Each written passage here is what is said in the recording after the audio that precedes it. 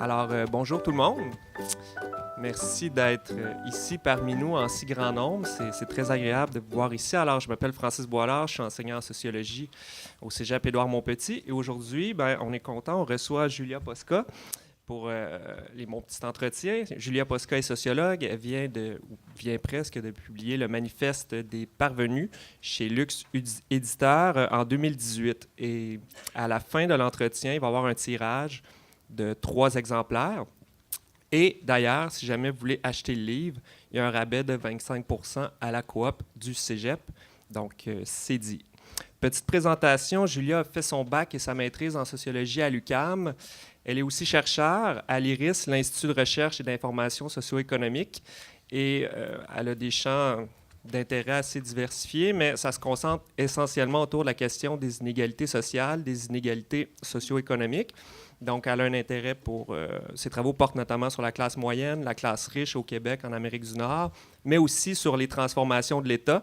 On va en parler parce qu'il y a eu des élections ce lundi, donc on va certainement y revenir. Et Julia et moi, on s'est connus au baccalauréat à l'UQAM, donc ça va être plus naturel, je pense, de se tutoyer pendant l'entretien. Donc, ma première question va comme suit, parce que des fois, il y a des étudiants qui viennent nous voir et nous demandent qu'est-ce qu'on peut faire si on fait des études en sciences humaines, en sociologie, en sciences politiques ou autres, à part enseigner.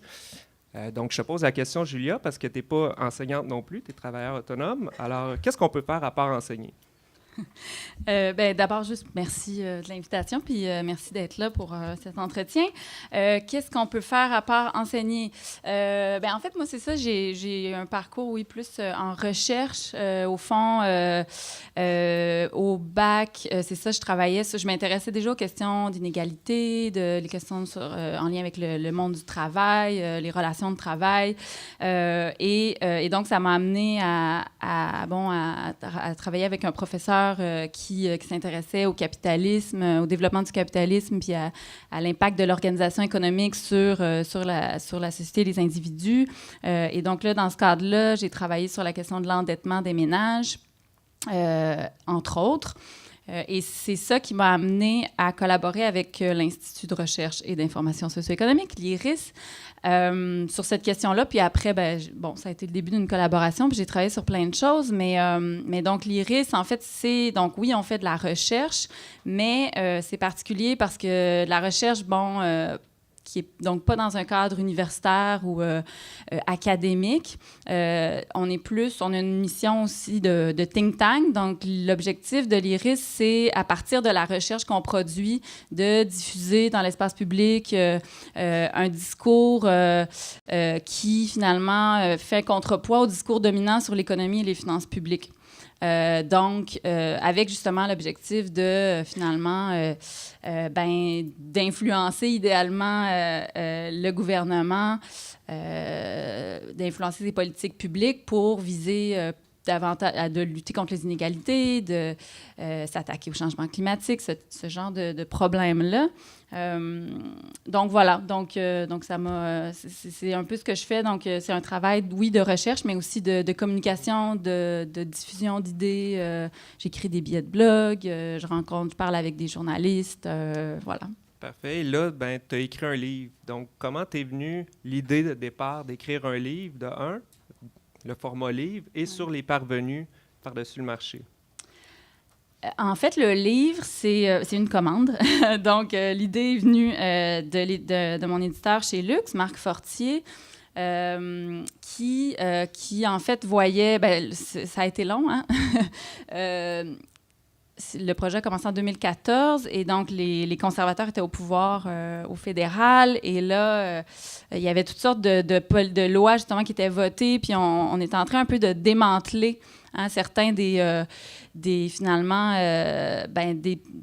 ce qui permettait aux salariés de bien vivre.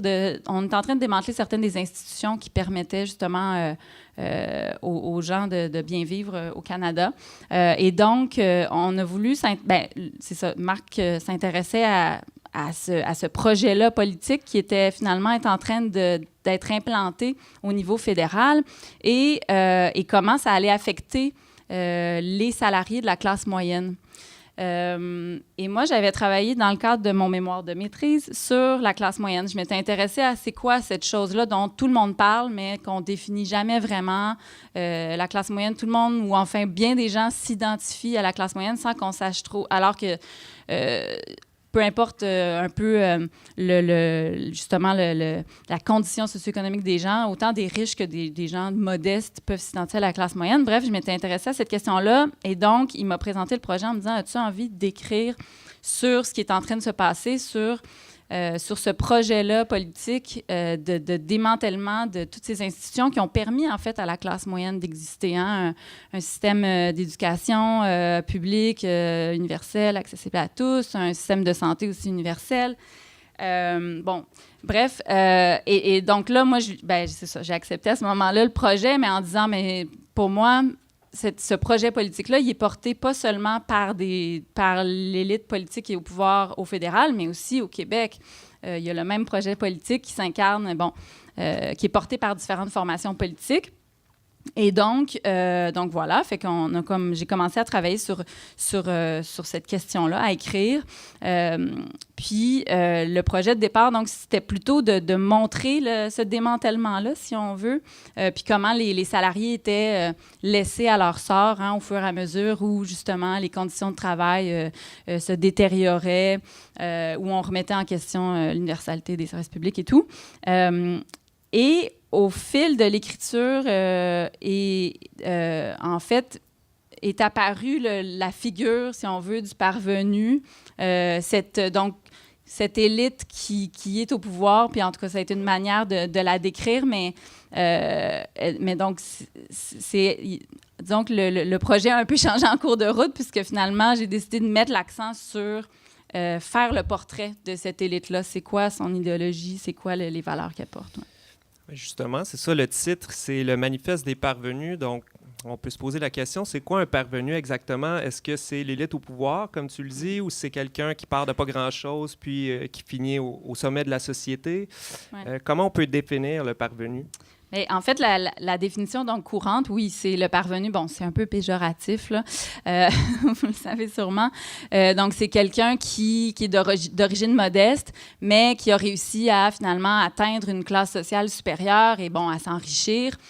Puis on dit qu'il est parvenu parce que justement, il n'est pas, il se retrouve dans cette classe sociale-là dont il n'est pas issu et donc il maîtrise un peu mal les codes finalement sociaux de cette classe sociale-là. Et bon, c'est là qu'il y a le caractère péjoratif.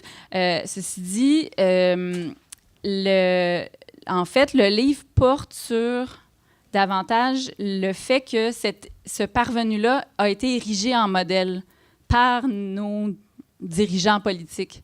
Hein, l'idée, donc, que n'importe qui, par la force de sa volonté, peut finalement s'extraire de sa condition sociale, devenir finalement millionnaire en partant de rien, eh bien, c'est ça le modèle qui est porté par les François Legault de ce monde, pour ne pas le nommer. Bien, je ne peux pas m'empêcher de faire une petite parenthèse maintenant, puis justement de parler d'exemples concrets, parce que tu écris textuellement dans ton livre que Philippe Couillard, c'est pas un parvenu au sens strict du terme, alors que François Legault, c'est le type parfait de l'élite parvenue. On va parler des résultats électoraux plus tard en conclusion, mais pourquoi justement François Legault, c'est le type parfait de l'élite parvenue? Mais parce que François Legault, c'est effectivement un cas, une success story, là, comme on dit en anglais. Hein? Donc, c'est quelqu'un qui a grandi dans un milieu modeste et qui a, grâce au système d'éducation publique, et bon, c'est justement, enfin, c'est une autre partie du bouquin, mais grâce à ça, a pu donc accéder malgré tout, faire des études, accéder à l'université, il est formé comme comptable et donc a une carrière de gestionnaire, est devenu PDG de Air Transat à ses débuts là, de l'entreprise, une entreprise qui est devenue une entreprise millionnaire et à la fin, oui, au début des années, en tout cas, quelque part dans les années 90, il a décidé de vendre ses parts, parce que c'est une compagnie donc à action, vendre ses parts, et donc il est devenu millionnaire. Et quand il raconte son histoire, il dit lui-même que c'était son rêve, quand il était jeune, devenir millionnaire avant ses 40 ans. Et donc, effectivement, il l'est devenu, puis il s'est lancé ensuite en politique. En fait, il a été recruté par Lucien Bouchard et Bernard Landry, si je ne me trompe pas, au Parti québécois. Et donc, voilà, il est passé. Donc oui, il correspond effectivement aux parvenus. Bon, en même temps, c'est des cas exceptionnels parce que la reproduction sociale étant ce qu'elle est, c'est rare qu'on puisse justement connaître une ascension sociale aussi fulgurante que lui a pu la connaître. En même temps, c'est possible justement quand il y a des mécanismes qui permettent à des gens qui sont de conditions modestes d'avoir accès à une éducation, à un système de santé qui fait en sorte qu'ils peuvent avoir des dents dans leur bouche, puis donc être présentables en entrevue. Et donc, bref, donc, à quelque part, il a profité aussi de toutes ces institutions-là qui ont été mises en place puis qui ont bénéficié à des gens de sa condition. Ça lui a permis d'atteindre aussi ce statut social-là. Puis justement, les parvenus dont il fait partie, ben, tu proposes dans ton livre de leur rendre service d'une certaine façon. Puis la structure du livre va comme suit. Dans le fond, il y a 6 commandements. Et ces commandements-là, c'est comme un résumé de la pensée des parvenus. Puis Julia Posca se propose de rendre service aux parvenus en écrivant à leur place un manifeste pour eux. Et donc, il y a plein de commandements du genre l'argent, tu en auras, une économie de dirigeants, tu bâtiras. Par l'impôt, tu ne te laisseras pas dérober. Et donc, le style, on le comprend, est ironique ou sarcastique. Donc, qu'est-ce qui t'a motivé ou orienté vers ce style-là en particulier? Est-ce que le plan de match, c'était de piquer au vif les parvenus dans ta rédaction ou c'était pas tout à fait ça? Mais c'est ça, encore une fois, c'est venu, disons, c'était pas le projet au départ, puis ça s'est comme imposé quand justement, je disais tantôt que j'ai commencé à finalement porter mon attention davantage sur l'élite plutôt que sur la classe moyenne puis sa condition actuelle. Et donc, au fur et à mesure où je faisais le portrait de cette élite, bon, c'est un portrait, c'est un peu, comment dire, c'est une démarche un peu intuitive. Je cherchais dans les journaux des extraits d'entrevues ou des choses qu'ils auraient dites. Et là, m'est apparu le caractère parfois vraiment absurde ou déconnecté de la réalité, disons, des gens ordinaires. Et c'est là que j'ai décidé, en fait, de m'en servir pour faire une caricature, finalement. Parce que c'était caricatural, la manière qu'ils ont de décrire, justement, à la fois le Québec, leur propre parcours. Et c'est caricatural et absurde parce que, justement, comme je le disais, des gens comme François Legault, en fait, ils ont un discours sur le fait qu'ils sont des self-made men. Hein, ils se sont faits tout seuls. Or, il n'y a personne qui se fait tout seul. On a besoin d'un paquet d'abord de nos parents, de notre famille, puis après ça, d'une paquet d'institutions comme, bon, je parle souvent depuis tantôt de l'école, mais évidemment, c'est une institution qui est fondamentale dans le parcours qu'on connaît. Et donc, mais dans leur discours, c'est complètement, on fait fi de toute cette aide-là, si on veut, ou de toutes ces relations dont on a eu besoin pour, finalement, pour avoir un parcours comme ça d'ascension sociale. Et donc c'est ça. Donc, j'ai trouvé là une espèce de matériau comique, puis finalement, je me suis dit, pourquoi pas l'exploiter, parce que, en fait, c'est ça, c'est comme une douce revanche, un peu. Parfait. Donc, les parvenus, on peut dire que c'est une classe sociale. Une classe sociale, juste un petit rappel, hein, c'est la position que les gens occupent dans la hiérarchie de la société en fonction notamment de leurs revenus, de leur diplôme, culture, etc. Mais en même temps, les classes sociales, c'est une question de revenus, mais tu écris, Julia, qu'il y a une limite au nombre d'épluches patates ou de résidences secondaires qu'un individu peut raisonnablement consommer dans une vie. Alors, dans ce cas-là, pourquoi les parvenus sont obsédés par l'argent si, justement, il y a une limite à ce qu'on peut acheter quand on a une certaine quantité d'argent? L'obsession pour l'argent, parce que c'est aussi ça, le projet, ça fait partie du projet politique, ou en tout cas qui est mis de l'avant, ou du moins on nous présente un projet qui devrait nous permettre à tous et toutes de nous enrichir, puis c'est présenté comme justement une fin désirable, hein, le fait d'accumuler de l'argent, comme si c'est ça qui allait nous rendre finalement tous plus heureux. Et donc, mais en fait, l'argent, ben, la capacité déjà d'accumuler de l'argent, elle n'est pas, en fait, justement, elle ne dépend pas juste de la volonté de tous et toutes, tout un chacun. Il y a certaines personnes qui occupent une position dans la société qui leur permet d'accumuler de l'argent. Et pour ces gens-là, donc, qui appartiennent donc à une classe sociale plus élevée, eh bien, faire la démonstration de leur richesse, ben ça leur permet justement d'afficher leur statut social puis de montrer qu'ils sont différents, qu'ils sont supérieurs, qu'eux, en fait, étant donné qu'ils ont du pouvoir dans la société, ils n'ont pas besoin de faire comme nous, pauvres citoyens, de travailler dur.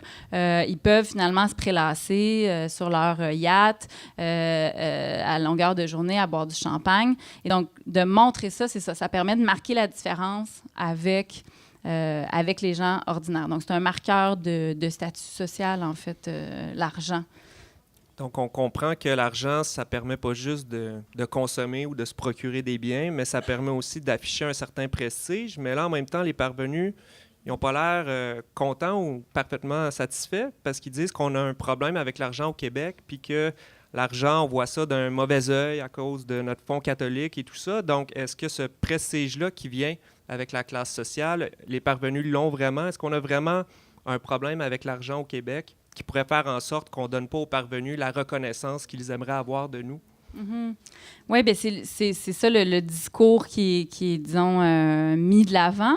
Puis maintenant, tu sais, il faut voir que ces discours-là, souvent, justement, ils ont une fonction sociale, ils ont une fonction politique. Puis c'est quoi la fonction de ce discours-là? De dire justement, au Québec, on n'a pas assez de riches, il faut encourager, il faut avoir plus justement, de millionnaires parce que c'est ça qui crée de la richesse. Ce discours-là, il vient toujours légitimer un projet politique qui dit, dans le fond, l'État prend trop de place, puis c'est ça qui empêche l'initiative individuelle et donc la création de richesse. Donc, est-ce que c'est vrai qu'en fait, et donc là, on va s'attaquer justement à toute l'histoire du Québec, le fait que justement, on a été longtemps, que l'Église a longtemps pris beaucoup de place dans la société québécoise, puis que ça nous aurait amené à finalement se contenter de peu, hein, vivre dans la foi. Bon. Mais donc, on fait l'impasse quand, justement, avec ce discours-là, sur le fait qu'en fait, bon, d'une part, l'Église catholique, ça fait quand même un bout de temps qu'on l'a balancé, puis que le pouvoir politique, justement, est séparé de l'Église, mais aussi qu'on a eu un projet politique au Québec qui s'appelait la Révolution tranquille, hein. C'est d'ailleurs le Parti libéral, entre autres, qui a porté ce projet-là dans les années 60. C'est vraiment plus le même parti aujourd'hui, mais et ce projet-là, c'était un projet qui disait, ben dans le fond, l'État va servir à l'émancipation collective. On va se doter de mécanismes pour que tout le monde s'enrichisse, mais s'enrichisse en fait ait des conditions de vie qui sont dignes, parce que c'est un objectif qu'on juge de société, qu'on juge louable. Et là, le discours, donc, qui nous dit il faut se débarrasser de toutes ces structures-là qu'on a mis en place, là, cet État-là très puissant là, pendant la Révolution tranquille, il faut s'en débarrasser parce que ça empêche les individus de s'enrichir. Il sert, c'est ça, il y a une fonction de légitimation, dans le fond. Donc, parce que aussi, il faut se rappeler que le Québec, grâce à toutes ces institutions-là, fait en sorte qu'on est une des sociétés qui est les moins, où les inégalités sont les moins fortes en Amérique du Nord, si on se compare aux États-Unis, mais même à l'Ontario, par exemple. Et donc, effectivement, on pourrait considérer qu'il y a moins de riches, mais est-ce que c'est mauvais, en fait? Parce que si la richesse est mieux répartie, ben peut-être finalement, on a des conditions de vie meilleures. Tout le monde a des conditions de vie meilleures. Mais là, donc, on veut nous amener ailleurs, finalement, avec ce projet-là. Juste pour poursuivre sur la psychologie du parvenu, tu nous dis dans un chapitre que les parvenus souffrent d'un délire paranoïaque. Donc, ils ont peur de quoi exactement, les parvenus? Est-ce que c'est de manquer de reconnaissance, de ne pas être reconnus pour leur mérite, perdre le pouvoir? C'est quoi cette peur-là qui les travaille? Oui, bien donc, l'idée, c'est de dire, c'est de montrer que, justement, on est donc, il y a depuis une trentaine d'années au Québec, on voit une remise en cause, une critique très forte de l'État-providence, en fait, donc de cette idée que l'État peut servir au bien-être collectif. Et ce projet-là, on le voit concrètement à l'œuvre. Hein. Par exemple, quand il y a eu, en 2012, cette volonté de hausser les frais de scolarité universitaire, bien, c'était une attaque en règle contre l'accessibilité aux études. Quand on voit, par exemple, le fait que dans le système de santé, on a de la difficulté à avoir accès aux soins parce que finalement, il y a comme 20% du budget du ministère de la Santé qui va aux médecins. Ben, on voit là un effritement de l'État social, encore une fois. Et donc, mais pourtant, malgré le fait donc qu'il y ait des traces concrètes de ce projet-là qui avance, ben, on a des gens dans l'espace public qui nous disent qu'en fait, le Québec est pris d'assaut par des gauchistes, des communistes qui justement, qui ont le pouvoir puis qui nous empêchent d'avancer. Et donc, il y a quelque chose de vraiment absurde parce que, en fait, ben là, je ne veux pas nécessairement parler des élections, mais quoique, mais mais en fait, les partis qui sont au pouvoir portent davantage cet agenda-là de démantèlement de l'État-providence. Et donc, finalement, quand ils nous disent que c'est la gauche qui est au pouvoir, ben, on peut y voir effectivement une espèce de crainte ou qu'on se rende compte que non, c'est vraiment eux qui ont le pouvoir. Quand on accumule des privilèges, ben c'est vrai, éventuellement, on peut se mettre à avoir peur que les gens ordinaires qui, finalement, ont vu leurs revenus stagner depuis 30 ans, parce que c'est le cas pour la majorité des gens au Québec, leur endettement augmenté, finissent par se dire « Coudonc, il me semble qu'on se fait avoir. » Et donc, les gens qui sont au pouvoir vont avoir tendance à vouloir défendre leurs privilèges, puis ça les mène des fois à tenir des propos aussi absurdes que de faire comme s'ils n'avaient pas le pouvoir. Tu parlais du démantèlement de l'État-providence et j'imagine que ce démantèlement-là peut affecter les chances pour les individus de changer de classe sociale, peut affecter leur mobilité sociale. Hein. La mobilité, c'est ça, c'est le fait de pouvoir changer de classe sociale en montant potentiellement vers le haut pour, mettons, faire plus d'argent. Puis tu parlais aussi de l'école, de l'éducation, puis du système d'éducation qui a été mis en place avec l'État-providence. Est-ce que l'école, ça peut effectivement améliorer nos chances de mobilité? Puis dans quelle mesure? Est-ce que c'est encore le cas aujourd'hui ou non? Oui, bien... Tu sais, on parle souvent de l'idée ou les parvenus, du moins, vont souvent nous dire que c'est à cause de leur mérite. Hein. Ils sont plus méritants et donc ils ont réussi parce que finalement, c'est des êtres exceptionnels, qui ont travaillé fort, comme si la plupart d'entre nous ne travaillaient pas fort puis qu'on était tous des paresseux. Bien, d'ailleurs, ça, Alain Bouchard, qui était l'ancien PDG de Couche-Tard, l'a déjà dit lui-même, là. Je ne sais pas si je vais la retrouver, mais c'est parce que c'est parmi les citations, justement... drôle, il avait dit quelque chose comme « ça n'a pas d'allure, nous autres, au Québec, qu'on soit si créatifs puis qu'on soit tous sur le BS » ou une affaire de même. Bon. Si je peux me permettre, oui. Est-ce que c'est je me suis posé la question en lisant le livre, est-ce que c'est Alain Bouchard, fondateur des Couche-Tard, est-ce que c'est ton parvenu préféré? Ah, je les aime tous. Tu les aimes tous? OK, il n'y a pas de chouchou. OK, c'est bon. Mais c'est sûr que Alain Bouchard, c'est ça, c'est justement quelqu'un qui est assis sur une fortune qui se chiffre à plusieurs millions. mais qui a fait cet argent-là en étant à la tête d'une entreprise qui paie ses employés au salaire minimum, puis qu'après ça, qui dit aux gens, en fait, le problème, c'est parce que les gens, ils connaissent pas bien, ils maîtrisent pas bien les concepts économiques. S'ils avaient une meilleure littératie financière, hein, dans le fond, ils seraient capables aussi de s'enrichir. Puis là, bon, évidemment, ça lui est pas venu à l'esprit qu'on pouvait augmenter le salaire minimum, mais toujours est-il que pour revenir à la question de l'éducation, oui, c'est ça. Donc, il y a cette idée qui est colportée qu'ils sont méritants et donc ils ont eu du succès. Mais en fait, la méritocratie, hein, donc un système où on récompense les gens qui sont plus méritants, donc qui sont les meilleurs finalement, pour que ça fonctionne, il faut qu'à la base, au départ, tout le monde soit égal. Puis dans un contexte où tout le monde est égal, là, il peut y avoir des mécanismes qui vont effectivement récompenser les meilleurs. Hein. Pensez au gala des méritas, souvent, là, qu'on a dans les écoles. C'est ça vise à dire qui a eu les meilleures notes, qui a été l'élève le plus impliqué dans sa classe, tout ça. Mais donc, la condition préalable, c'est l'égalité. Évidemment, l'égalité parfaite, elle n'existe jamais. Sauf que quand on pense donc encore une fois, à l'idée qu'il y avait derrière le projet de la Révolution tranquille, c'était effectivement de permettre à tout le monde, peu importe leur origine sociale, d'avoir accès aux mêmes chances en rendant notamment donc l'éducation plus accessible, parce qu'avant les années 60 au Québec, les gens étaient très peu scolarisés. C'était vraiment réservé à une élite.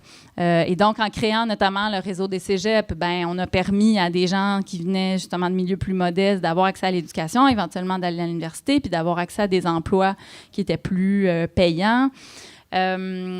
Donc, bref, on a mis les conditions pour essayer de rendre tout le monde égal. Puis après, dans cette égalité-là, relative, pas parfaite, là, il y a des gens qui peuvent se distinguer et donc réussir davantage. Pas nécessairement réussir davantage en faisant plus d'argent. C'est une manière de réussir. Aujourd'hui, on a l'impression que on nous dit que c'est la seule manière de réussir, c'est de faire de l'argent, mais on peut aussi, être un artiste très reconnu, être un ébéniste reconnu, peu importe. Il y a plein de manières de se distinguer.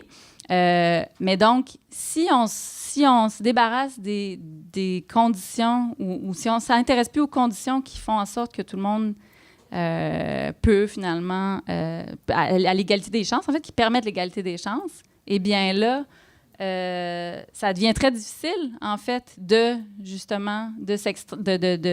d'avoir du succès, de s'enrichir notamment. Puis en fait, ce qu'on réalise, c'est que dans une telle société, en fait, ceux qui pourraient réussir, c'est ceux qui auraient déjà, dans le fond, qui auraient au départ des meilleures conditions.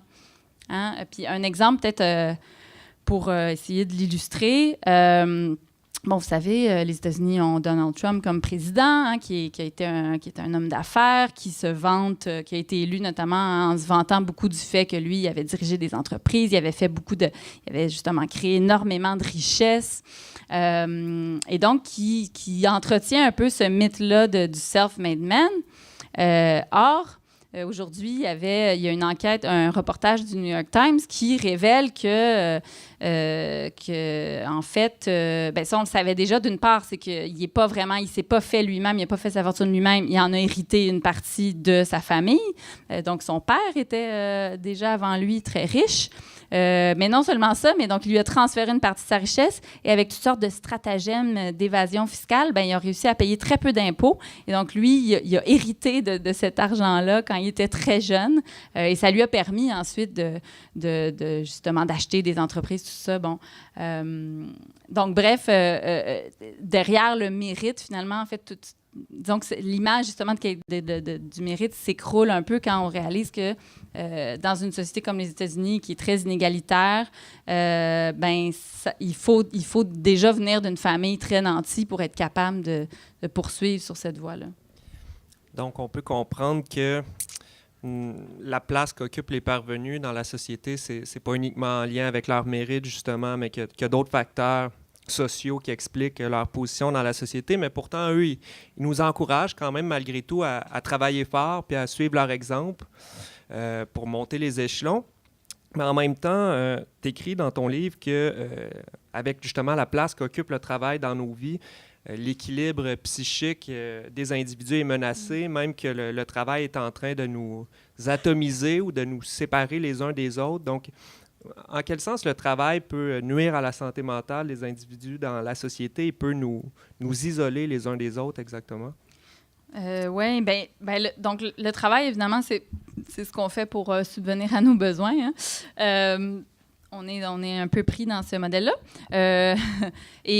En fait, pris dans ce modèle-là. Donc, on travaille la plupart d'entre nous pour des entreprises ou pour différents niveaux de gouvernement. Et donc, les conditions de travail, en fait, ce qu'on réalise, c'est que depuis donc une trentaine d'années, on s'est attaqué justement aux conditions de travail d'une majorité de salariés parce que, en fait, les entreprises, ou en tout cas plusieurs entreprises, notamment avant tout les grandes entreprises, les multinationales, finalement, veulent augmenter leur part de profit et ont décidé de couper, finalement, dans les conditions de travail. C'est donc une tendance qu'on voit à l'œuvre, puis ça fait que, évidemment, on ne travaille pas moins là, qu'avant, au contraire, mais le travail devient synonyme davantage de précarité parce que, il y a toutes sortes de manières dont ça se manifeste. Ça peut être soit le fait que on demande davantage de flexibilité de la part des employés. Donc, ça crée comme une insécurité dans le fait que, les horaires ne sont pas toujours fixes. Évidemment, la question salariale, c'est peut-être la question principale. Le fait que, je le disais tantôt, les salaires, pour la majorité des gens, ont à peine augmenté depuis 30 ans. Donc, les travailleurs et travailleuses ont perdu du pouvoir de négociation face à leur employeur. Et donc, ça fait que les augmentations salariales ont été minimes. Puis là, quand je parle de ça, c'est toujours en moyenne, hein, évidemment. Là. La retraite aussi, qui a été... on a remis en question l'idée que c'était finalement une responsabilité collective. Et donc, dans plusieurs entreprises, en fait, il n'y a pas nécessairement de régime de retraite. Donc, ça veut dire que il y a des gens qui doivent travailler plus tard dans la vie parce qu'ils n'ont pas les moyens, justement, même s'ils atteignent l'âge de 60-65 ans, d'arrêter de travailler.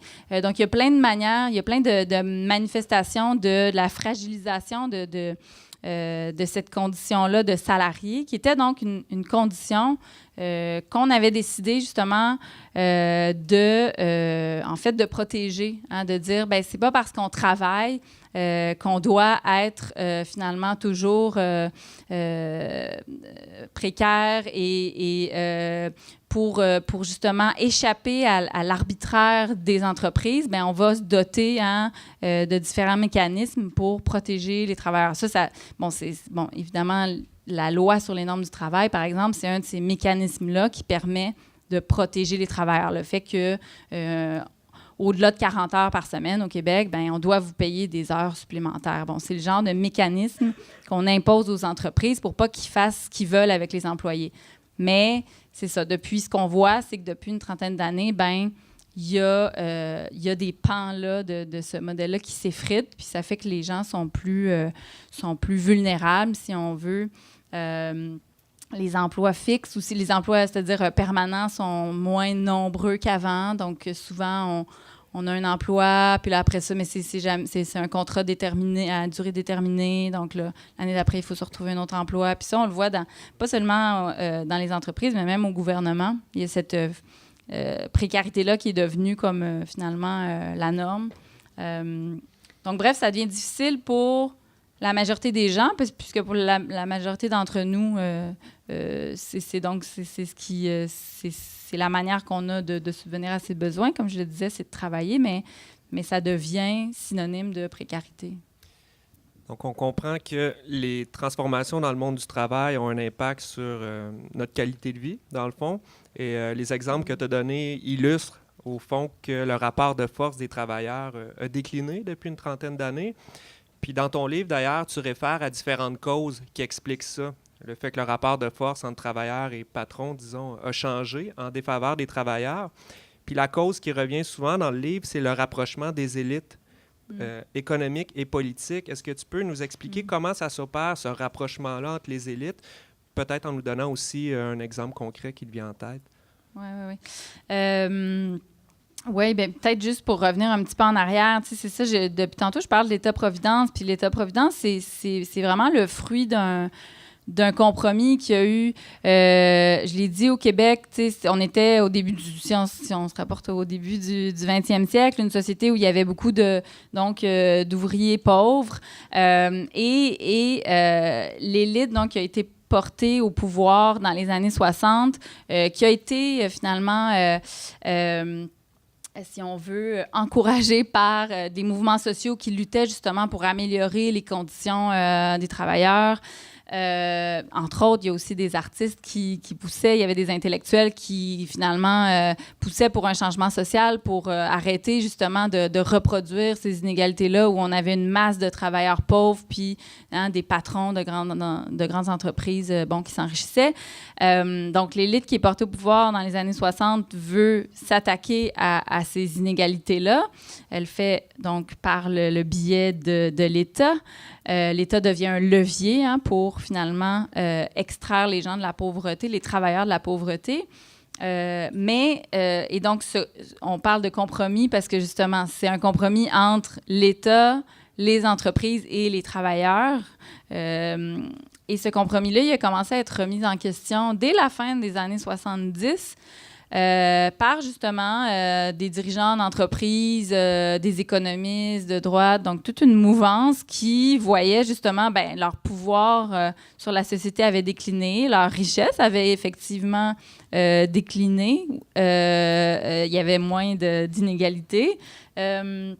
Et donc, ils remettent en question, ils se disent, là, il faut qu'on regagne du pouvoir, nos profits s'amenuisent. Et donc, il y a eu cette volonté-là et donc, ce discours-là, en fait, qui était porté donc par une classe sociale, s'est introduit aussi dans les universités, dans les facultés d'administration, notamment les départements d'économie. Et donc, l'élite qui est au pouvoir actuellement, eh bien, c'est la classe politique qui est au pouvoir, elle a été finalement imprégnée de ce discours-là. Mais non seulement ça, mais souvent, en fait, ce qu'on réalise, c'est que les gens qui sont au pouvoir, au gouvernement, avant, étaient peut-être dans le milieu des affaires, puis vice-versa, une fois qu'ils sont plus au pouvoir, on les retrouve dans le milieu des affaires. Un bon exemple de ça, c'est le dernier gouvernement de Philippe Couillard, des libéraux de Philippe Couillard. Quand ils ont fait campagne en 2014, Philippe Couillard, qui lui est médecin, comme on le sait, a mis de l'avant un trio économique, parce que donc aujourd'hui, un gouvernement responsable, crédible, c'est un gouvernement qui finalement travaille pour l'économie, la croissance de l'économie, en fait, et la création de richesses.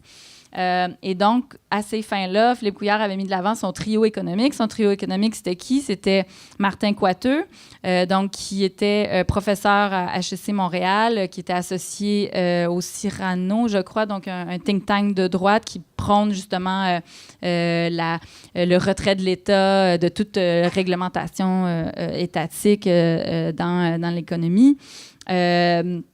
Le trio, c'était Carlos Letao, donc un homme qui avait fait carrière dans le secteur bancaire, donc un économiste, mais qui a travaillé toute sa vie dans des banques. Et le troisième, mon Dieu, j'ai un blanc. Ah, c'était Daou? Oui, c'était lui. Ouais. T'as-tu Jacques Daou? Ouais, non. Je pense que oui. Ouais, enfin, mais un autre, qui avait été à Investissement Québec. Enfin, bref, donc des gens qui étaient issus du secteur des affaires et qui étaient donc présentés comme les meilleurs pour finalement justement créer les conditions pour que les entreprises puissent fructifier davantage. Au point où on en est, la question qu'on peut commencer à se poser, peut-être, c'est comment ça peut changer, est-ce que ça peut changer? Puis, une partie de tes travaux qui portent sur la classe moyenne. D'ailleurs, ton mémoire de maîtrise portait sur la classe moyenne, sur peut-être même le manque de conscience politique de la classe moyenne, en quelque sorte. D'ailleurs, tu nous disais tantôt que tu viens de la ville de Brossard, qui est un endroit de classe moyenne, en quelque sorte. Donc, peux-tu nous expliquer pourquoi la classe moyenne joue le jeu des parvenus? Parce qu'on a un peu cette impression-là, en lisant ton livre, que la classe moyenne n'est pas une force de changement social et qu'elle joue le jeu des parvenus et que ça sert leurs intérêts. Comment ça s'incarne, ça? Comment ça se manifeste? Et pourquoi même, à la limite, le mode de vie en banlieue peut participer à ça? Et c'est pour ça que je réfère à Brossard en particulier. Est-ce qu'il y a des gens de Brossard dans la salle? C'est sans offense, ce n'est que théorique. Oui, c'est ça. Oui, ben en fait, mais donc, c'est que, tu sais, la classe moyenne, c'est ça, c'est une manière de décrire finalement l'expérience qu'ont fait les travailleurs. C'est la manière dont s'est manifestée la condition salariale après la Deuxième Guerre mondiale en Occident, si on veut comme le résumer un peu. Et je l'ai dit tout au long de l'entretien, mais c'était donc... on est passé donc d'une masse de travailleurs qui appartenaient davantage à la classe ouvrière puis qui avaient donc des conditions de vie et de travail difficiles à des travailleurs qui sont toujours qui ont le même statut au sens où c'est encore, les gens de la classe moyenne, c'est des travailleurs qui sont donc dépendants d'une entreprise pour travailler, donc qui ne sont pas libres nécessairement, ou du moins qui sont dépendants, mais qui ont accédé à donc des conditions de vie et de travail beaucoup plus dignes. Et donc, ces conditions de vie dignes-là, bien, ça a été le fait d'accéder à un pouvoir d'achat qui permettait aux travailleurs de, justement, pas seulement d'en avoir assez pour manger puis se vêtir, se loger plus ou moins convenablement, mais aussi de gagner un salaire qui permettait d'avoir des loisirs, notamment, d'avoir une maison, d'être propriétaire d'une maison, ce qui était avant le privilège d'une minorité. Quand je disais plutôt que finalement les riches veulent montrer leur richesse pour se distinguer, ben, cette capacité-là à avoir une consommation purement luxueuse, là, puis là, il y a différents niveaux au luxe, mais elle était donc réservée à une minorité, puis la classe moyenne, elle a un peu accédé à ça quelque part, à ce qui avant n'était pas accessible à des simples salariés.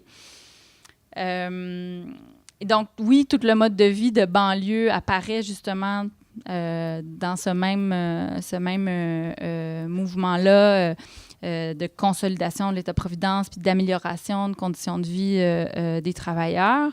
Donc, la propriété d'une maison, avoir un jardin, avoir une maison aussi qu'on va meubler, qu'on va entretenir avec toutes sortes d'électroménagers, tout ça.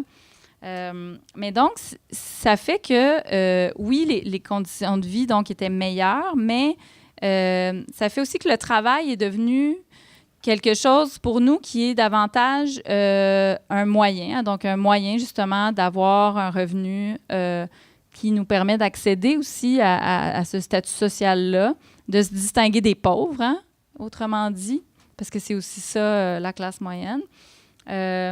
Alors que le travail avait peut-être été davantage, une autre époque ou dans d'autres contextes, quelque chose pour lequel on se battait finalement, une condition pour laquelle on se battait. Et donc, il y a eu une certaine dépolitisation du travail, puis donc des salariés. Les salariés qui étaient organisés dans des mouvements syndicaux, dans des organisations syndicales très fortes au début du siècle, bien, effectivement, ces organisations-là ont perdu finalement de leur pouvoir d'organisation, puis de l'emprise sur les individus, sur les travailleurs. Et donc, on a eu tendance à s'isoler davantage. à s'isoler dans nos banlieues, finalement. Mais bon, en ville aussi, hein, je veux dire, il y a un peu la même chose, là. C'est pas... Il y a de l'isolement aussi. Donc, Oui, la classe moyenne serait... c'est un phénomène social. Elle serait un peu tombée dans ce panneau-là. La classe moyenne, d'ailleurs, peu importe où les gens viennent, c'est à peu près 50% de la population au Québec. Et c'est à la classe moyenne que nos élites s'adressent en période électorale. Donc, on en vient aux élections. La classe moyenne est souvent ciblée par les différentes mesures qui sont mises de l'avant en campagne, comme ça a été le cas dans le dernier mois. Alors, Julia, ton livre s'appelle « Le manifeste des parvenus ». Qu'est-ce que les élections du 1er octobre nous disent sur la place des parvenus au Québec et leur évolution? Oui, c'est ça. Je disais tantôt que j'avais l'impression que mon livre était comme prémonitoire parce que si François Legault, c'est le parvenu en chef, eh bien voilà, il est parvenu maintenant au sommet de l'État québécois. Mais en fait, et sans... effectivement, on a donc, dans les 15 dernières années, hein, on a eu donc, les libéraux ont été au pouvoir au Québec et ont défendu cette idée hein, que c'est ça, c'est les entrepreneurs qui créaient de la richesse, qu'il fallait donc que le rôle de l'État, c'était de créer les conditions pour que des entreprises s'implantent ici puis puissent, des multinationales étrangères, et donc puissent créer cette richesse-là. Puis éventuellement, ça allait se rendre jusqu'à nous. Donc, ils ont mis de l'avant l'idée qu'il fallait diminuer le plus possible les impôts pour, encore une fois, permettre l'investissement qui serait à l'origine justement de cette création de richesse. Et ils ont valorisé hein, donc le modèle de l'entrepreneur. Hein. Prenez, par exemple, le projet qu'il y a dans les écoles. Là, qu'est-ce qu'on a face au problème de moisissure dans les écoles, puis en fait, quand on a réalisé que les écoles du Québec il y avait un manque d'investissement, puis c'est ça, ils tombaient en miettes. Le gouvernement est allé repêcher des vedettes, finalement. Ricardo, le chef, là, Pierre Thibault, puis Pierre Lavoie, donc un architecte, puis une espèce de... je ne sais pas trop là, comment le nommer, là, mais enfin bref, des gens justement qui sont apparus comme des sauveurs. Donc bref, on a valorisé ce type de personnes-là qui étaient des entrepreneurs qui ont réussi. Et donc, de constater, après 15 ans, à nous servir ce discours-là, que finalement, le nouveau premier ministre du Québec est un homme qui, effectivement, a fait campagne en mettant de l'avant hein, son histoire, son parcours personnel, en disant « Moi, je suis un comptable, je suis un entrepreneur, j'ai dirigé une entreprise, j'ai créé des emplois, donc je vais être à même de diriger la province. » Bien, c'est un peu une suite logique. Et donc, en ce sens-là, les parvenus sont parvenus au pouvoir pour vrai. C'est une victoire, en quelque sorte. Oui. Si on fait un petit retour en arrière, le Parti québécois, quand il a été au pouvoir de 2012 à 2014, il avait promis d'abolir la taxe santé. Et pour ce faire, il voulait augmenter notamment l'impôt des plus riches. Et finalement, ils ont manqué leur coup. Après 36 jours, ils ont reculé. Mais quand on suivait ça au départ, on avait l'impression qu'ils voulaient effectivement aller de l'avant avec ça et qu'il y a comme des forces extérieures qui les ont fait reculer. Donc, la question qu'on peut se poser, c'est est-ce que, gouverner à gauche ou apporter des changements importants dans la direction que sont en train de prendre nos États, est-ce que c'est vraiment juste une question de volonté politique, comme on l'entend des fois, ou c'est plus complexe, là, il y a d'autres forces qui sont en jeu, qui peuvent mettre des bâtons dans les roues, en quelque sorte. Mm-hmm. Bien, c'est effectivement, c'est ça, il y a un enjeu de pouvoir, puis l'État fait l'objet d'une lutte de pouvoir. Hein. On veut accéder au gouvernement pour être capable de faire des changements dans la société, puis favoriser des catégories sociales plus que d'autres. Donc là, on a des gouvernements qui, effectivement, veulent favoriser davantage les grandes entreprises plutôt que les salariés ordinaires. Mais maintenant, bon, disons, juste par rapport au Parti québécois, quand ils ont été au pouvoir, il faut dire qu'ils étaient dans un contexte de gouvernement minoritaire. Et donc, en fait, ils avaient, ben, vous le savez peut-être, mais quand un gouvernement est minoritaire, s'il présente des projets de loi ou même un budget et que l'opposition n'est pas d'accord, ben s'ils votent contre ce projet-là, en fait, ça fait tomber le gouvernement, puis on retourne en élection. Le Parti québécois était dans cette situation-là en 2012. Ils ont voulu donc ajouter un palier ou deux d'imposition pour rendre notre système fiscal un peu plus progressif, donc pour mieux répartir la richesse. Et là, il y a eu, c'est ça, un tollé de toute l'élite des affaires, tous les think tanks de droite au Québec. On dit, mon Dieu, mais si vous faites ça, les riches vont partir en courant, il n'y aura plus de riches au Québec. Mais les mêmes qui nous disaient que par ailleurs, il n'y avait pas de riches au Québec, là, puis que donc il fallait... là, ils nous disaient finalement, ah non, mais il faut faire attention, on ne peut pas faire ça. On n'est pas isolé. Donc, tout le monde s'est mis à donc critiquer cette idée-là, tellement que, justement, ils ont dû reculer. Mais il reste que, bon, il y a oui, il y a une question de volonté politique. Est-ce qu'à ce moment-là, s'ils ils étaient allés de l'avant, est-ce qu'effectivement, les partis d'opposition auraient fait tomber le gouvernement? Peut-être, mais peut-être pas non plus. Et donc, l'idée, c'est en fait, ce que rappelle cet événement-là, entre autres, c'est que, justement, l'État peut être un levier de transformation sociale, mais donc, il peut servir différents objectifs selon c'est quoi les intérêts qu'on veut servir. Mais bien sûr, quand on est très proche de l'élite des affaires, il y a des chances qu'on gouverne davantage dans ces intérêts-là que dans l'intérêt des simples salariés, qui, par ailleurs, effectivement, finissent par croire à qui on fait croire que c'est dans leur intérêt aussi, parce qu'on dit, là, vous voyez, là, François Legault, une des premières choses qu'il a annoncé, c'est qu'il allait nous remettre du cash dans les poches. Et que là, moi, j'attends, là, j'ai hâte. Mais effectivement, puisque, on est endetté, on n'a pas, les salaires stagnent, donc on se dit, ben oui, ça nous prend plus d'argent, mais on oublie que, en fait, si on baisse les impôts de tout le monde, en fait, on va finir par plus avoir les moyens de financer nos services publics, puis ça va revenir par un autre bord. On va augmenter les tarifs sur l'hydroélectricité, les tarifs de garderie, les frais de scolarité. Donc, bref, on essaie, enfin, fort de nous... on a confondu peut-être... on confond l'intérêt public puis l'intérêt privé, souvent. Comme la conférence se déroule dans un cégep, m'est venue l'idée de terminer en parlant de la question des jeunes générations, parce qu'il est écrit dans ton livre qu'on les accuse souvent de ne pas s'engager, de ne pas assez s'engager. Mais en conclusion, tu dis dans ton livre que le fatalisme n'a pas ici sa place. Donc, c'est dans le dernier paragraphe. Donc, j'aimerais, il n'y a pas de question précise, mais te laisser le mot de la fin, disons, sur cette question-là du fatalisme qui n'a pas sa place. Oui, c'est que moi, je suis convaincue. En fait, c'est parce que quand on regarde donc l'histoire du Québec, mais on pourrait faire la même lecture si on était ailleurs, mais il y a pas... On essaie beaucoup à nous faire croire que on n'a pas le choix de, justement, réduire la taille de l'État au Québec, de limiter, finalement, justement, d'avoir...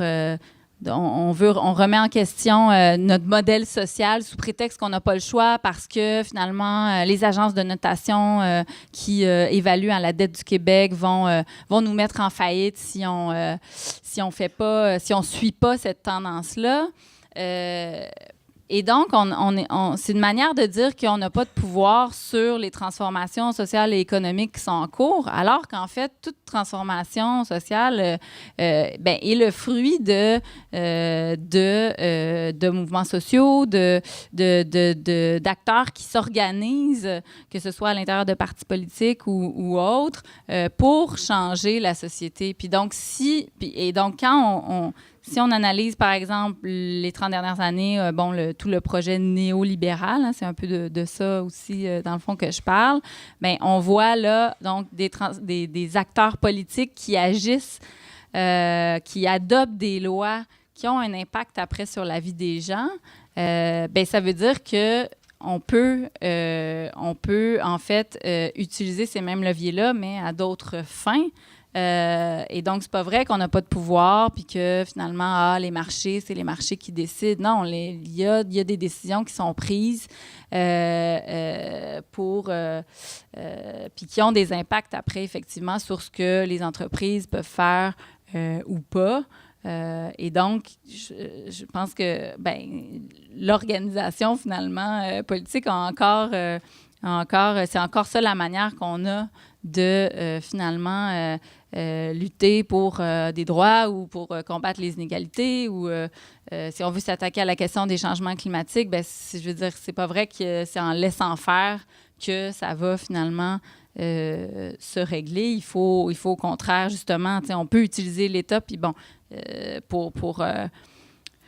pour améliorer, pour changer les choses. Donc, c'est un peu dans ce sens-là, mais évidemment, l'organisation, ça veut dire qu'on se rappelle que c'est ensemble qu'on peut changer les choses et non pas chacun de notre bord. Donc, c'est un peu pour ça que je voulais, en tout cas, que c'était important pour moi de finir un peu sur une note positive. Et donc, c'est aller à l'encontre de ce que nous disent toujours les parvenus, que c'est chacun pour soi, puis c'est comme ça qu'on va finalement améliorer notre sort. Non, au contraire, on a besoin les uns des autres, puis c'est quand on se met ensemble qu'on est capable de changer les choses. On a une marge de manœuvre. Oui. Merci beaucoup, Julia, d'être venue nous voir. Merci à vous. C'est très intéressant. Merci beaucoup. Donc, merci à tous pour votre présence aussi. Il va d'ailleurs avoir, à l'instant même, une période de questions qui s'amorce. Il y a 2 micros, un ici, un là-bas. Donc, si vous avez des questions pour notre conférencière, vous êtes plus que les bienvenus. Bonjour. Bonjour. Donc, bonjour, Mme Posca. C'était très intéressant, franchement. Vous avez parlé de choses qui sont vraiment intéressantes, comme de l'égalité des chances à l'école. Ça, j'appuie ça totalement, mais certains de vos points de vue m'ont laissé un peu perplexe. J'aimerais ça juste m'assurer de ce que j'ai bien compris. J'ai eu l'impression, dans votre présentation, que vous aviez pas une certaine rancœur, mais un certain point de vue assez négatif sur les riches. Est-ce que je me trompe? Oui puis non. C'est-à-dire, c'est parce que... je sais pas si vous voulez terminer la question ou je réponds. Non, mais allez-y. OK. Quand on dit, vous avez quelque chose contre les riches, c'est qu'on vient comme personnaliser un peu la question ou individualiser la question. On est en train de dire « Ah, Mme Posca, elle aime pas ça, les gens qui ont de l'argent. » En fait, c'est le système qui permet à une minorité de s'enrichir. Moi, c'est contre ça que j'en ai davantage. Que les riches, qui par ailleurs peuvent être des personnes tout à fait sympathiques et généreuses, qui d'ailleurs...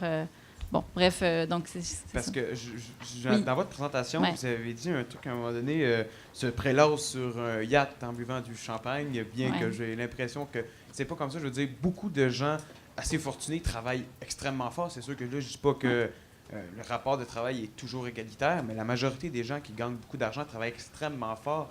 Et je trouvais ça quand même dommage de dire ça. Mm-hmm. Mais ensuite, vous avez aussi parlé du rapport de force entre employés et employeurs. Une question qui est assez intéressante, mais j'ai l'impression que ce rapport de force-là que vous dites injuste est beaucoup plus présent dans les institutions publiques. On voit souvent parler des injustices avec les infirmières, les éducateurs en milieu spécialisé ou les professeurs.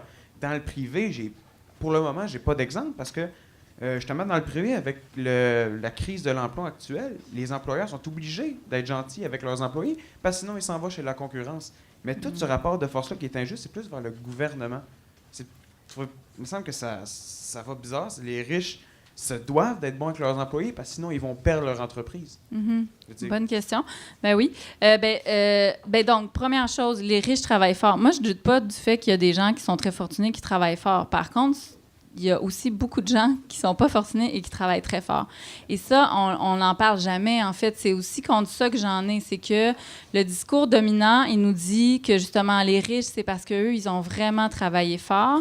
Et donc, on les valorise parce qu'ils ont de l'argent puis que ça doit être le fruit de leurs efforts.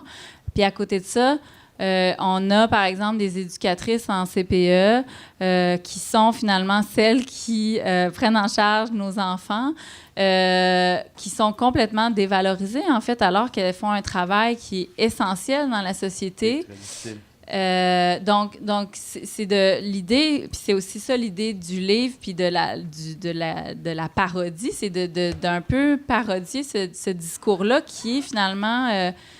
qui invisibilise toute une catégorie de gens dans la société qui, justement, qui travaillent beaucoup pour avoir peu de reconnaissance.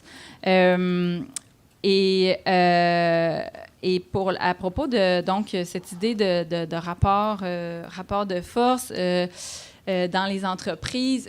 Oui, effectivement, depuis 2 ans, on a beaucoup parlé des conditions de travail dans le secteur public, en fait, donc en santé, en éducation, et comment, les conditions étaient assez épouvantables.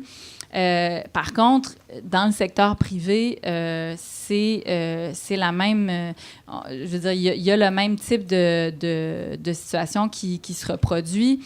J'ai parlé tantôt des employés de Couche-Tard, mais on pourrait penser aux employés de Walmart. Les grandes entreprises, en fait, au Québec, oui, c'est ça, les grandes entreprises, c'est celles qui emploient le plus de gens dans la province. Et donc, oui, il y a beaucoup de travailleurs précaires. Il y a à peu près 25 % de la population, si je ne me trompe pas, au Québec, qui gagne moins de 15 $ de l'heure. Okay, donc, à 15 $ de l'heure, on est comme juste en dessous là, de la limite pour couvrir ses besoins de base. Ou enfin, on est juste sur la ligne. Il y a 10 % des travailleurs au Québec qui n'ont pas un revenu suffisant pour combler leurs besoins de base. 10 % de gens, pardon. Et parmi ces gens-là, donc, il y a des gens qui travaillent, au salaire minimum notamment. Donc oui, il y a, malgré parce que là, vous évoquez la question de la pénurie de main-d'œuvre qu'on a beaucoup évoquée pendant la campagne électorale. La pénurie de main-d'œuvre, elle existe, mais elle existe dans certains secteurs précis. C'est pas une pénurie qui est généralisée. Donc, la tendance plus lourde, c'est effectivement à une fragilisation des conditions de travail. Ouais. Merci. Merci à vous. Après vous avoir écouté sur tout le constat que vous faites en société, est-ce que vous avez des recommandations pour nous, les jeunes, si on veut poser des actions concrètes, qu'est-ce qu'on peut faire, puis par où ça commence? Mon Dieu, ça, c'est pas facile. Déjà, tu sais, de s'informer, c'est un bon début, je pense, et de s'impliquer. Mais effectivement, tu sais, j'ai beaucoup parlé du rôle de l'État aujourd'hui, mais il n'y a pas juste l'État qui... c'est pas la seule organisation, disons, dans la société ou qui influence la vie des gens. Il y a d'autres endroits où on peut il y a d'autres institutions, finalement, qui nous permettent de nous organiser et d'essayer d'améliorer nos conditions de vie. Mais donc, c'est ça. Je réitère l'idée que, finalement, c'est de se rappeler, tu sais, qu'on n'est pas juste des contribuables, parce que c'est souvent ça le discours aussi finalement, que la classe politique a, le fait qu'on est des contribuables, on paie de l'impôt. Maintenant, on est aussi des citoyens, puis ça veut dire qu'on a une responsabilité les uns envers les autres. Et donc, je pense que si on se rappelle ça, on se rappelle qu'on peut ensemble faire une différence, que ce soit, en s'impliquant à son association étudiante, mais ça peut être en faisant du bénévolat ou bien, peu importe, il y a différentes manières de le faire. Mais donc... Oui, moi, dans le fond, ma question elle va se poser en 2 parties. Et la première, ce serait face aux élections qu'il y a eu récemment. Je vais vous poser deux options. J'aimerais savoir lequel des deux vous pensez qu'il y a eu le plus d'impact sur l'élection. Est-ce que ça serait plutôt le discours qui est issu de l'idéal des richesses qui est promué par, dans le fond, les classes élitistes, ou c'est plutôt la recherche et l'intérêt de la richesse qui est entretenue par toute la société et les ouvriers? Et suivant la question qui vient après, tout dépendamment de laquelle vous allez choisir, est-ce que ça viendrait plutôt au rôle des individus ou plutôt au rôle des gens de l'État d'influencer le rapport qu'on a avec la richesse? Je ne sais pas si j'ai bien compris la question. OK. Je vais commencer avec la première. Oui. OK, c'est que face aux élections qu'il y a eu, je vais savoir, selon vous, lequel des deux options ont eu le plus d'influence sur les votes. Est-ce que c'est plutôt le discours ou l'apport de l'État face à la promotion, par exemple, d'idéaux qui sont très propices à être ceux de classes élitistes, ou est-ce que c'est plutôt la recherche individuelle, par exemple, de tous les ouvriers et de tous les électeurs qui a permis, dans le fond, cette montée-là de, par exemple, la CAQ? Ah oui, là, j'ai compris. OK. Merci. Je m'excuse. Je pense un peu des deux, tu sais, puis c'est difficile de savoir exactement qu'est-ce qui a fait en sorte que les gens, qu'est-ce qui a déterminé le vote des gens. Mais certainement, le discours donc de la CAQ, qui est un discours donc très axé sur l'entrepreneuriat, l'idée que justement il faut on a trop de fonctionnaires, qu'il faut dégraisser l'appareil d'État, tout ça. C'est un discours qui, de toute évidence, parle à bien des gens. Mais bon, il faut aussi se rappeler, donc c'est le discours qui ont mis de l'avant puis qui est porté par François Legault, à travers avec la coalition Avenir Québec. En même temps, c'est aussi particulier parce que dans cette élection-ci, ils ont réussi à se présenter comme le parti du changement, étant donné que ça faisait 15 ans que les libéraux étaient au pouvoir. Donc, il y a aussi ce facteur-là qui, forcément, a influencé le choix des électeurs, hein, parce qu'on n'est pas... Quand on parlait tantôt de changement social, ben c'est qu'on n'est pas des robots, là. On ne fait pas juste comme nous mettre, finalement, des idées dans la tête, puis après ça, OK... On vote, par exemple, en conséquence, ou on fait nos choix en conséquence de ces choix-là. Donc, oui, il y a une idéologie dominante qui veut nous inculquer l'idée que, finalement, que les entreprises privées créent de la richesse, par exemple. Mais, puis donc, on peut adhérer à ça, plus ou moins. Mais c'est ça. Au moment du vote, ben c'est ça. Il y a la question de tasser un parti politique au pouvoir qui peut jouer dans la balance. Bon, il y a aussi, si on veut comprendre le résultat d'élection, il faut aussi se rappeler qu'il y a le tiers des gens qui ne sont pas allés voter. Ça aussi, ça influence le résultat de l'élection. Il y a le mode, le type aussi de notre mode de scrutin qui a une influence aussi sur les résultats. Donc, bref, il y a plusieurs facteurs, je pense. OK, donc moi, dans le fond, la deuxième, qui va être juste un peu plus simple que ça, c'est de la manière dont vous voyez la relation entre les individus et l'État, c'est une interdépendance et non, par exemple, l'effet d'un déterminisme ou justement le fait que c'est les propres valeurs qui initient tout changement politique et social qui vont suivre? Oui, ben effectivement, c'est ça. Il n'y a pas, heureusement, là, il n'y a pas un État au-dessus de nous ou bien même des entreprises qui nous formatent comme individus puis qui, finalement, guident nos choix de manière parfaite. Il n'y a pas un système qui est bien huilé. Forcément, on peut remettre en question ce qui nous est présenté, puis on le fait constamment. Le rôle des médias, notamment, nous permet de remettre en question ou de remettre en perspective le discours des partis politiques, par exemple, les différents groupes de pression dans la société ou des think tanks comme l'IRIS.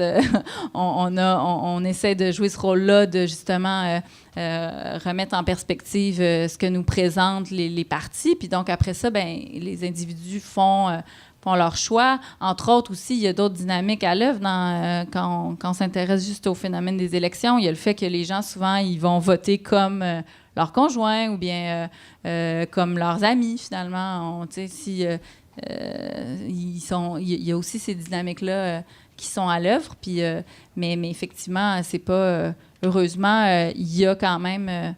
on peut dire que... il y a beaucoup de marketing en politique, puis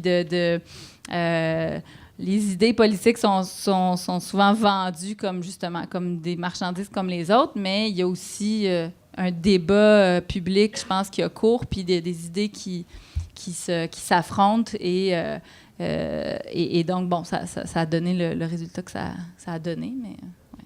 Parfait, merci. Bonjour. Est-ce qu'on pourrait dire que François Legault a été élu car les gens de la classe moyenne se sentaient interpellés par son parcours et idéalisent le même modèle de vie, un modèle de vie qui est encouragé par les parvenus? Oui, ben encore là, je pense qu'effectivement, c'est ça. Oui, le discours a parlé aux gens à qui on dit... une des choses que François Legault dit, puis c'est ça, je veux pas rejeter en bloc, disons, les critiques qu'il peut avoir, mais c'est de dire on paye pour des services au Québec, puis on n'en a pas pour notre argent. C'est comme ça qu'il dit, là, à peu près.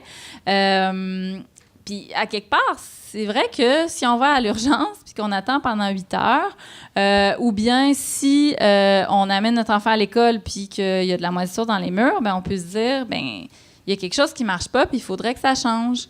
Et je pense qu'effectivement, ce discours-là, il a interpellé beaucoup de gens. Puis, comme je le disais, il y a aussi juste la volonté de sortir les libéraux parce que ça fait 15 ans qu'ils sont au pouvoir, puis on se dit, ben là, on va donner la chance à quelqu'un d'autre. Mais donc, effectivement, il y a eu un discours, encore une fois, en parlant beaucoup aux contribuables, en disant, par exemple, on va uniformiser les taxes scolaires partout au Québec, puis ça va faire en sorte qu'on va payer moins de taxes. Donc, encore une fois, on s'adresse toujours aux contribuables davantage que aux citoyens. Puis après, bon, ben, c'est dans les solutions qui sont mises de l'avant que là, on peut être critique, disons. Mais effectivement, je pense que François Legault a voulu parler finalement aux petits parvenus qui logent en chacun d'entre nous et qui espèrent finalement s'enrichir parce qu'effectivement, ça fait rêver le mode de vie des riches parce qu'encore une fois, c'est ça qu'on valorise le plus dans la société. Donc, oui. Merci encore, Julia, pour ta Merci à conférence. vous. Bravo pour le livre. Bon après-midi, tout le monde. Merci tout le monde de vos questions.